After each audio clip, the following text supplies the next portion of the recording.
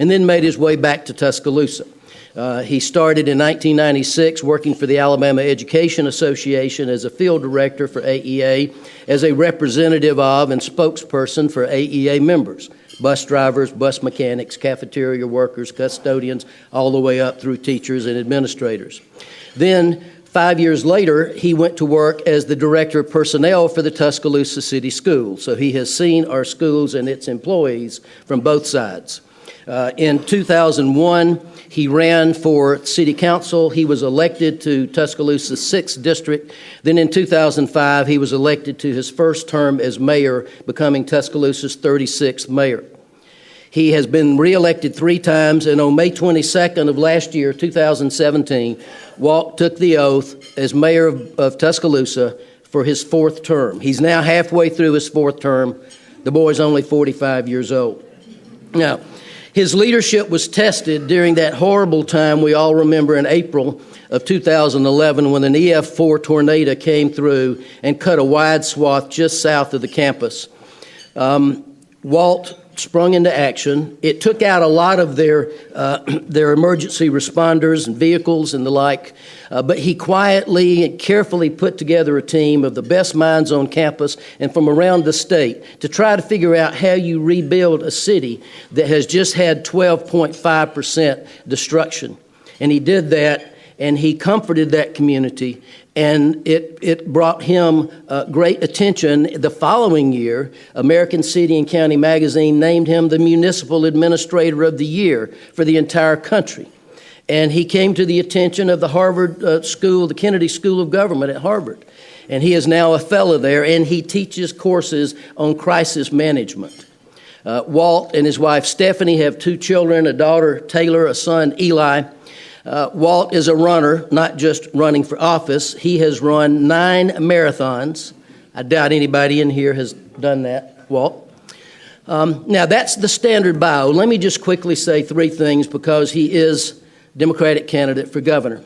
1, the problems that land on the governor's desk in Montgomery aren't black and white. They're gray. There are lots of aspects, lots of different issues, lots of ramifications, lots of trade-offs. Walt will be able to deal with those issues from day one because the mayor of any large city has to make the trains run. And when you work where at one point you're representing the employee and then later you're representing management, you learn how to see both sides of an issue. Second, Mayor Maddox has invited a number of times Kay Ivey to debate him, and she has refused. But all of you are going to have the chance to be back here in 2 weeks, and I hope you will be here, and hope you will hear Governor Ivey, and hope you will be able to juxtapose not just those 2 images, but the visions for this state and the plans that they have for moving the state forward. Finally, if you want to know how Walt Maddox will be as governor of Alabama, go down to Tuscaloosa, ride down Jack Warner Parkway alongside the river and see all the development, and go a little further and see the Tuscaloosa Amphitheater, and then turn left and go up the hill and see the new hotels that are there in downtown Tuscaloosa right by the bridge, and then go down and look at the municipal complex that's been constructed under his tenure, and then ride along McFarland Boulevard, and you'll see the shops, the retail, the restaurants, the housing that has come up in a very planned, very thoughtful, very intentional way after that devastation in April of 2011. And I think if you look and see what he has done as mayor of Tuscaloosa, you will know what he could do as governor of this state. It is my distinct honor to introduce my friend, the 36th mayor of Tuscaloosa, and the man who may be the next governor of Alabama, Walt Maddox.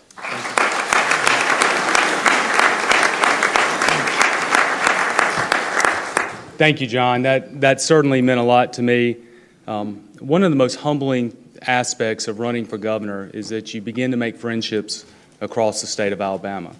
And John, one of those friendships certainly has been with you for the last 2 years, and it means more than you can ever imagine that you have such confidence in me and what we're trying to do for this state. So thank you. I appreciate it beyond measure. And to all of you here, thank you for having me. I'm in the largest Kiwanis club in the world, and that means something. And as I look out, as I normally say this too when I speak to service clubs in Tuscaloosa, when I look out, I see people that are not only trying to make their lives better, you're trying to make your community's lives better. And I think that is something to celebrate. because for all that I believe that what a governor or mayor can do, you can do more. You have the ability to touch people's hearts. Government tends to address symptoms. You have the ability to cure diseases. And so thank you and God bless you for everything that you do. And certainly it's always a thrill for me to be back in Birmingham. I was fortunate to get to play football here at UAB. I still remain a very devoted Blazer. And the reason why is because that opportunity allowed me to get an education. And it gave me an opportunity to stand before you today as a Democratic nominee for governor. UAB and the city of Birmingham are very special to me. And so it's an honor to be here today because I absolutely believe that the future of Alabama and quite frankly, the future of Birmingham are tied together. And hopefully I'll have an opportunity to address a little bit of that today in my remarks. And so we are at a very serious time in our state's history. And in many ways, John stole my thunder because in political campaigns, there's always a great amount of rhetoric and political back and forth. But ultimately, I believe that my 13 years as mayor of Tuscaloosa is a record that I believe shows excellence. It doesn't mean I'm perfect. It doesn't mean that Tuscaloosa has all the answers. And it doesn't mean that Tuscaloosa doesn't have challenges. But during the last 13 years, I've had to address the greatest recession we've known since the 1930s. I've had to address a tornado that destroyed 12.5% of our city. And we've been able to manage those two crises and come out better on the other side. In fact, Tuscaloosa is the fastest growing largest city in our state. And during that time, as our population has grown by 30,000 people, our crime has actually decreased dramatically by double digits. We also have the lowest debt per capita of nearly any city in Alabama. And if you think about going through April 27, 2011 and the months and years afterwards, for us to be able to cash flow tens of millions of dollars without borrowing a dime or raising taxes, that's a type of fiscal conservatism that matters. And we have done that at the city of Tuscaloosa. And I always look forward to PARCA's rankings when they come out about how municipalities are managing their government finances. And in fact, the city of Tuscaloosa has the lowest share of city sales tax in our state. And sales taxes are the predominant revenue that municipal governments run on. And in fact, if you look at ours at 2% versus, let's say, the city of Birmingham at 4%, or the city of Auburn at 4%, or Mobile at 5%, or Gadsden at 5%, or Huntsville at 4.5%, the city of Tuscaloosa is doing more with less. And I am proud of that record. And I am proud to have been a mayor that not only has led us through crisis, but has managed that in such a way that we never missed a payroll, we never missed a payment, we kept our city running. And one of the other things I'm proud of is not only rebuilding the 12.5% of the city was destroyed, we kept our services going to the 87.5% of the city that was still there. And Tuscaloosa, I believe, has become the model of what happens when your focus becomes results and not rhetoric. Unfortunately, as I look out at our state, I don't see the same situation. In fact, one of the reasons why I want to be your governor is my frustration with the state of Alabama. When I look out at our state, I see so many challenges that continue to go unabated. And the answer seems to be, we'll kick it back to the local level. Let's let them raise taxes to deal with our failures. Now, there are pockets of brilliance in our state. We see it in Huntsville, and we see it here in Birmingham, and we see it in Tuscaloosa and several other places. But let me be absolutely clear as somebody who's been a mayor for 13 years. We can no longer sustain the abdication of the state's responsibilities in so many different areas that I'm about to go into. Because that's not leadership. Silence is not leadership.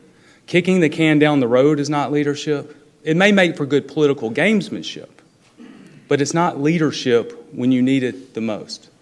So let me outline a few challenges that I've seen as mayor and that we have, that you know that we have before our state.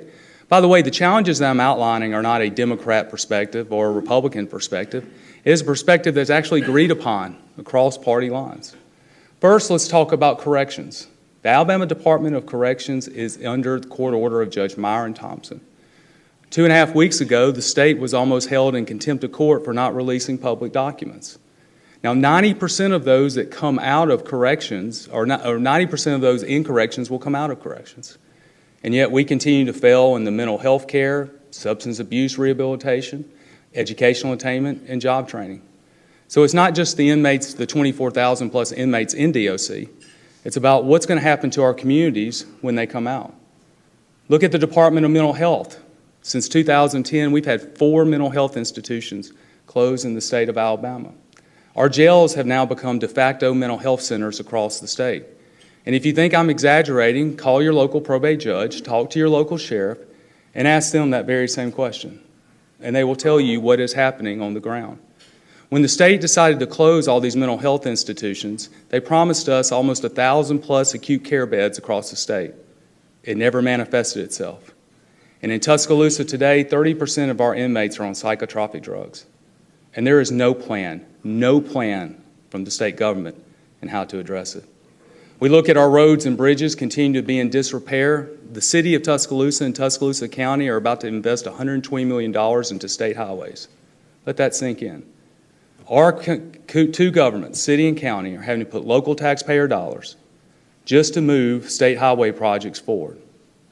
Now, certainly, we're doing that because we want Tuscaloosa to continue to grow. And just because the state wants to abdicate its responsibilities doesn't mean that I, as a mayor, have a choice. But not many communities are as financially secure as the city of Tuscaloosa or has the resources and the wherewithal to be able to take that type of measure. And across our state, we see failures in our infrastructure. In fact, 20% of our bridges today in Alabama are classified as functionally obsolete. That means that an engineer says you shouldn't go over that bridge.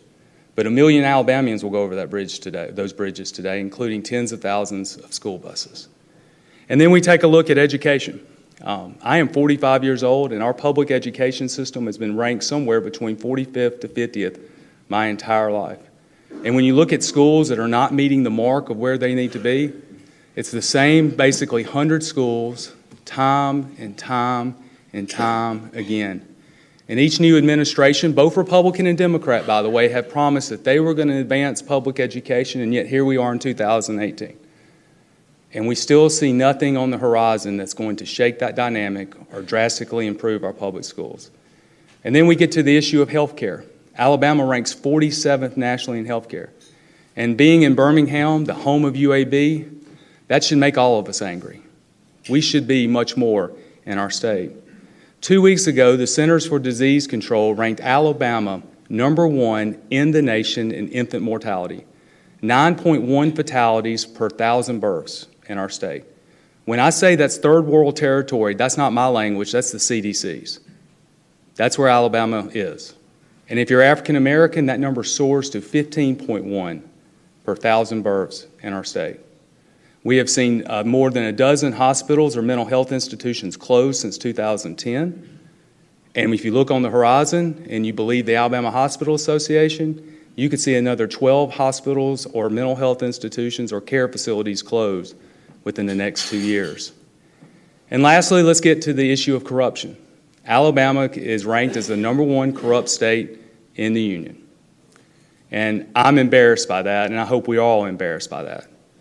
Unfortunately, in Montgomery, our leaders are not held to the same standards that we hold our football coaches to. I'm not throwing shade at my Auburn friends out here when I say this, so please don't hold it against me because I need every vote, trust me. But think of the outrage that we saw with Auburn's loss over the weekend. People were upset, and they were mad, and they were angry. And the reason why is expectations. Our expectations are always excellent. But yet, when we try to apply that standard to our elected leaders in Montgomery, we fail to apply it. And I believe in so many ways it's because we believe that what's happening in Montgomery is not serving our best interest. And when indictments after indictments fly, and when all you either see are more people going to jail or silence, it's eroded our faith in government. And that's one of the key reasons why I want to be your governor. In fact, the first thing I want to do as your governor is restore confidence and expectations in the governor's office. To me, steadying the ship of state, if you believe that to be true, shouldn't be the standard of excellence. That should be the norm. That should be what is expected every single moment of every single day. Now, I'm going to close with a couple of things, and I'm not going to be long because I'd rather spend the remainder of my time answering your questions, understanding there may be specific things that you want to touch on that I likely didn't address. But let me tell you a little bit about day one in office. This is what we want to do on day one as your governor. The first thing that I want to do is expand Medicaid. Since 2012, Alabama has passed the opportunity to expand Medicaid in our state. The results have been catastrophic, not only from a healthcare standpoint, but from an economic standpoint. I referenced earlier what's happened with mental health and healthcare across this state. We've had 3 cities or communities who have had to raise taxes. Haleyville, by the way, one of the most Republican areas of our state, had to raise their taxes to keep their hospital open. Fayette had to raise their taxes to keep their hospital open. And one of the poorest counties in the nation, Wilcox, had to raise their taxes just to keep their hospital open.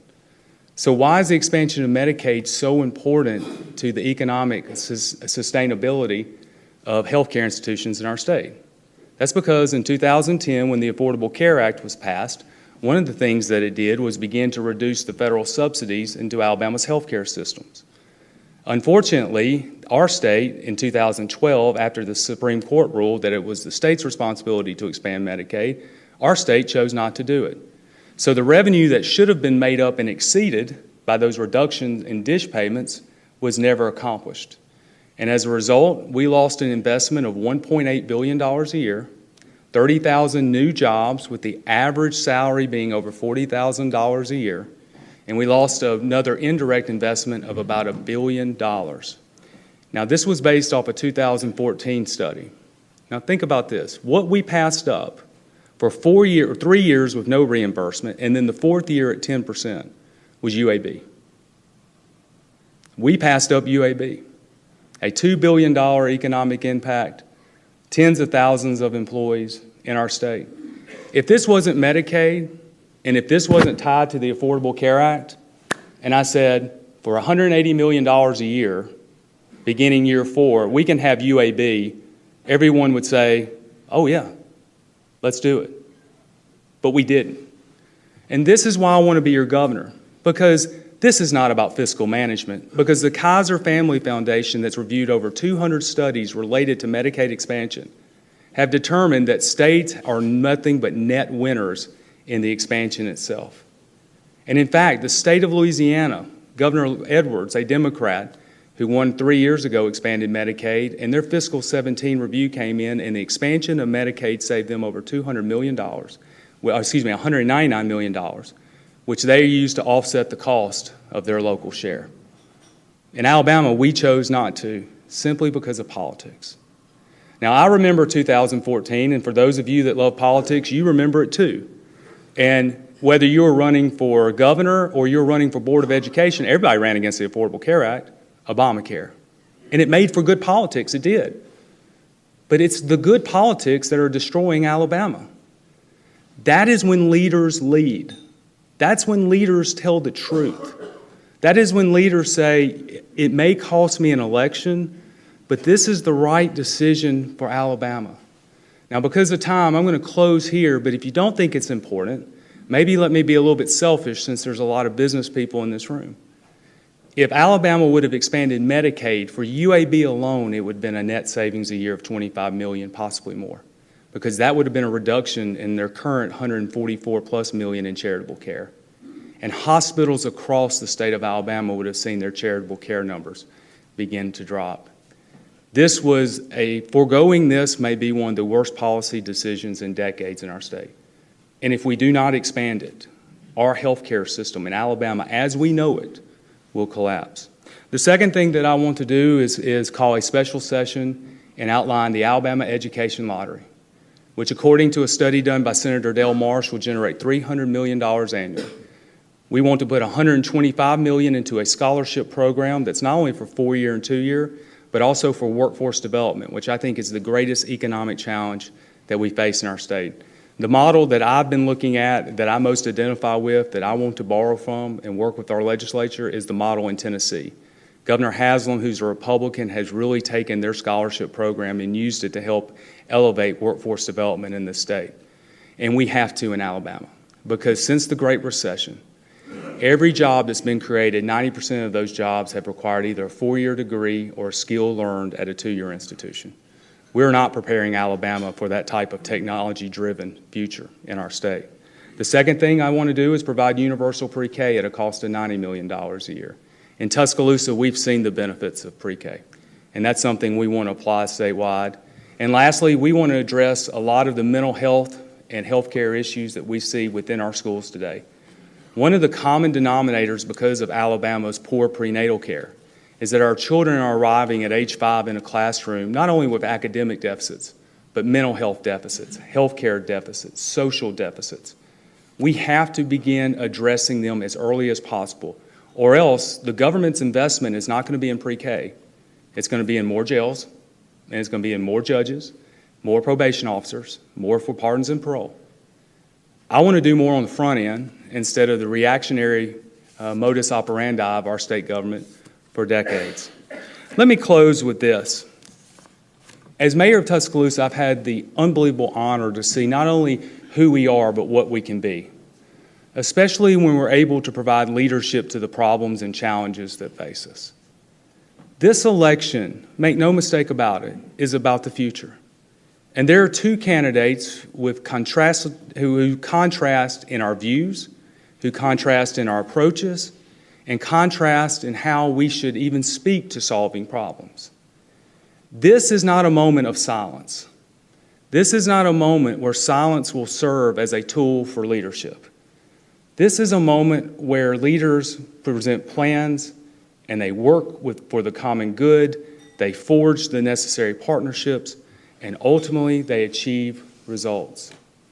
Now, I know many in this room have felt the same way I have, that Alabama is better than being at or near the bottom, than everything that matters.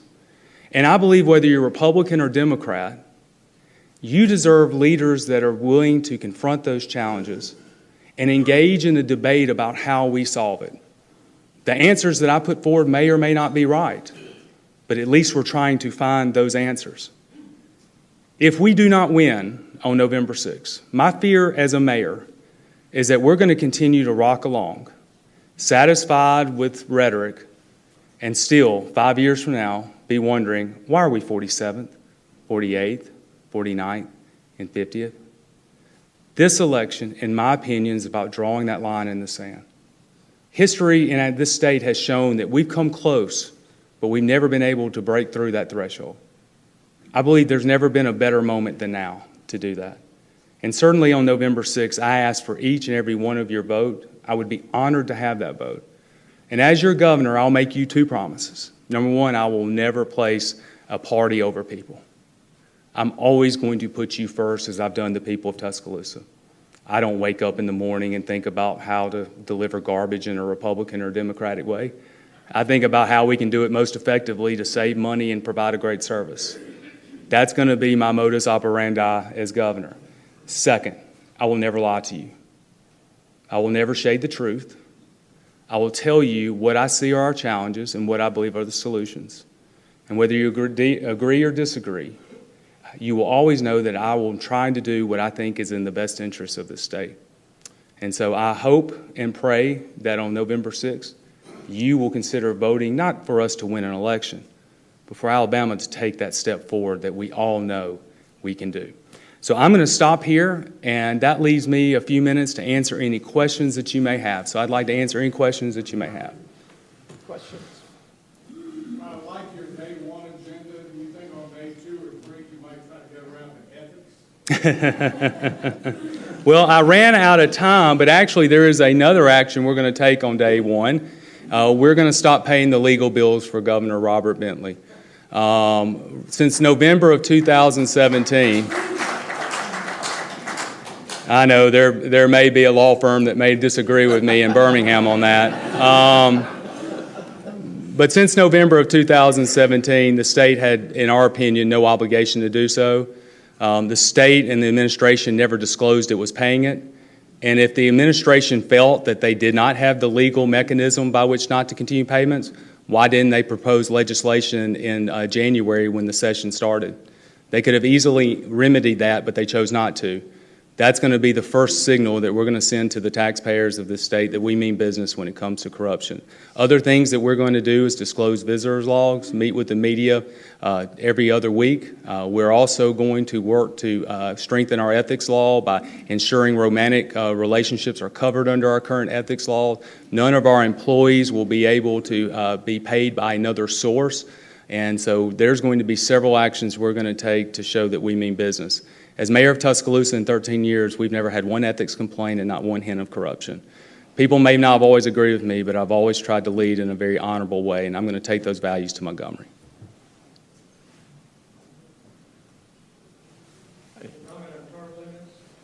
Yeah, as governor, I'm in favor of that. You know, as mayor, certainly, you know, one could argue that multiple terms have served the city best.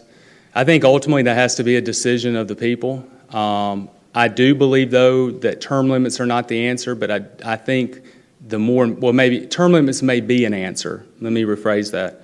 But I think gerrymandering is the biggest issue we face at the state level.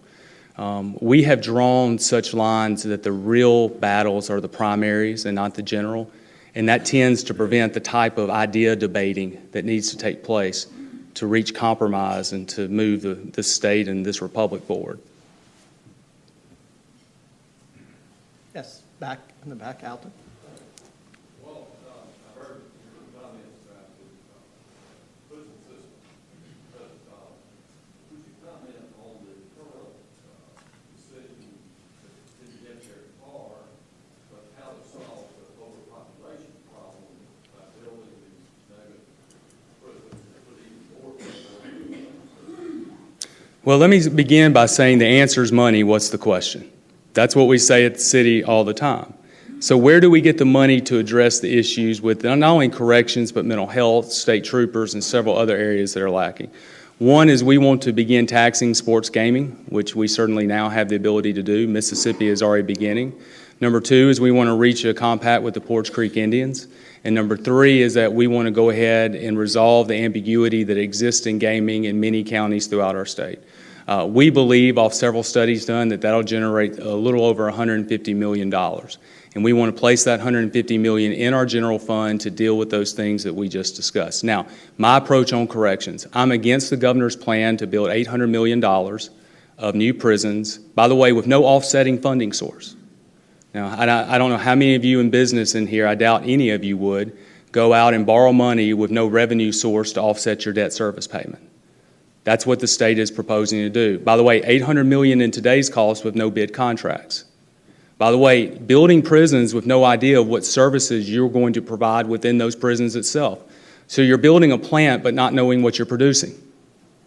That is where we are with this plan so far. And next week you might want to ask my opponent, maybe she can provide clarity to it. So one, I'm putting that on the shelf. Two, we want to use a portion of those new dollars to begin addressing the mental health issues, and Judge Thompson's going to rule on that, so there's going to be no getting around that. Number two is we've got to accelerate the amount of substance abuse rehabilitation that we have within our correction system today. 80% of those that come into our correction system are coming in with a substance abuse issue. If we don't provide rehabilitation services, they're not coming off. They're just going to find something else within the prison system to be addicted to. The third thing is going to be educational attainment and career technical training. If you've been in the state DOC for 12 years, you went in there before the iPhone. Think about how the iPhone has changed the entire workforce in our state, in our nation. We have to have corrections and those within it ready to come out. So some of you now are saying, well, look at that. He's soft on crime. There he is talking about corrections and providing these things. Well, actually, it's the reverse. I want to stomp out crime. And you know how you do it? With 90% that are coming out of corrections, they're coming out, they're addicted to drugs, no job skills, no career technical skills, maybe have mental health deficits, and guess who's taking care of them? The Tuscaloosa Police Department, the Birmingham Police Department, the Jefferson County Sheriff's Office. And guess what? They're in your neighborhoods, they're in your communities, and they're hopeless because there's nothing to lean on. And our recidivism rate in Alabama is one of the highest ever. Simultaneously, our state has closed Alabama Department of Forensic Science centers across this state. It sometimes takes years to get evidence back, including on very sensitive cases like rape and homicide. And then we juxtapose that with, we have less than 300 state troopers. In the last 8 years, we have seen hundreds of reductions within our state troopers. According to ALEA, we should have 750 state troopers. According to the University of Alabama Center for Public Safety, we should have 1,000. So if you want to increase public safety in our state, we've got to start addressing those problems within corrections. That's how we start making our communities safer. David? First of all, many thanks for putting yourself in the arena. Thank you. It takes a lot of courage today to do that. So Thank you. I have really two questions, if I might, while I've got you. First, it's been since 1992 since we've raised the gasoline tax. And we've had more cars today driving on our highways that are fuel efficient, more cars that are fuel efficient. How do we possibly repair the existing roads and bridges? And as you say, that pothole out there doesn't discriminate whether you're Republican or Democrat. Yeah. How are we going to repair the existing infrastructure, much less build new infrastructure to encourage economic development without an adjustment to the gasoline tax? Well, the first thing, Second question. okay. There's so much discussion today about why would someone want to get into the political arena like you? What do you say to the young people who are really our next leadership? What do you say to them about stepping forward and getting involved with it? Well, and I'm glad you asked that question. Well, both, and but certainly that last one speaks to my heart and hopefully the heart of others. Going back to the gasoline issue in our roads, as I mentioned earlier, Alabama's roads and bridges, in fact, water, sewer, stormwater, fiber, are all in very bad need of upgrade. How we want to solve it is this. Number one, in the first legislative session, we're going to offer companion legislation that, number one, basically keeps our fuel taxes, our gas and oil taxes, for roads and bridges in the state. Right now, the transportation funding is going to other things to help this smoke and mirrors budgeting that the state's been doing to fund things such as the judicial branch of government or other needs. We want to clean that up. The second thing is that we support the Alliance for Alabama Infrastructure Plan, which is a 12-cent fuel tax. Now, the governor she did as of, well, I listened to a radio interview this morning where she didn't support it, but in the past she has supported that. Now, we differ than the governor on how we would spend that 12 cents. One of the things that I want to do is before we go to the legislature is I'm going to outline every project that's going to be funded from the state's share of that 12 cents. It's worked for me at the city of Tuscaloosa, and I want to do it with our legislature. And quite frankly, to the people of the state, you need to know where we want to invest your tax dollars. You can't ask us to raise revenue but not tell you where we're going to spend it. The second thing is I do believe a portion of that needs to go back to local governments, county governments and municipal governments. Because right now, Birmingham and Tuscaloosa, but, small communities as well, Fed and others, are having to take on the state's responsibilities. And we need to give them the tools and resources to be able to deal with it. So that's how we would begin in our first regular legislative session to address it. Now, why would anyone get involved in politics? And so take the emotional and charged issues of the Kavanaugh hearing aside. It is chilling to think about what can happen when you offer yourselves for public service. But that being said, I can't think of a more rewarding experience for me than being mayor of Tuscaloosa. The relationships that I've built, the opportunity to serve my community, my hometown, I don't think I'd trade it for anything in the world. And running for governor is not easy. I mean, when you wake up every morning and you're called a failed liberal leader, it certainly doesn't help your ego. But number one is I have the confidence to know that's not true. But the second thing is I get to meet people like Saxon and so many, David, you, and so many in this room. And I've built relationships across this state that will last me as long as the Lord allows me to grace this earth. And by the way, 99% of the time, people who are voting for me or not have been as kind and as generous to me.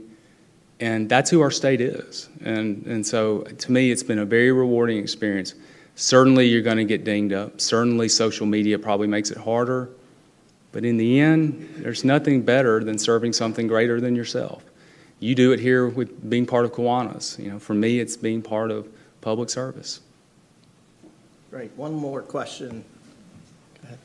Hey, Henry. We're operating in this state under a 1901 Constitution. It's the largest document in the civilized world. And your success in Tuscaloosa has been despite the fact that most municipalities have to go to Montgomery to authorize a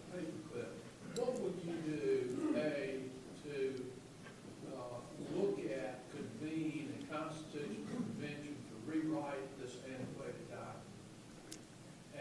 And B, what will you do and say to give home rule to the cities and municipalities so they can be more efficient without going to a very inefficient legislature? The question is probably gets to the heart of the problems. Many of the things that you see in our state are symptoms of the disease, and the disease is the Constitution. Pragmatically, I don't believe in 4 years as governor we're going to be able to address that. To date, and for good reason, the people of the state do not have a lot of confidence in its leaders. And to convene a constitutional convention is going to require an article of faith on the people of the state. I hope in my 4 years of being your governor that I can demonstrate that we can results and response-oriented government that's dedicated to success, and then use that as a platform to get to the Constitution itself that needs to be addressed. The document was born out of racism. It certainly has held our state back on so many levels in so many ways that we don't have time to discuss. We need to address it, but to use a football analogy, we got to win a few games. And until we can create that type of confidence, I don't think we would have the type of political capital to be able to call a convention and to execute it in a way that would be beneficial to the people of the state. I wish I could give you a better answer. I know many in the state want a better answer, but from my vantage point, I believe that's our situation, and I believe that trying to create some success along the way will create that momentum we need to one day. Maybe we'll have the courage to be able to do it. Thank you very much.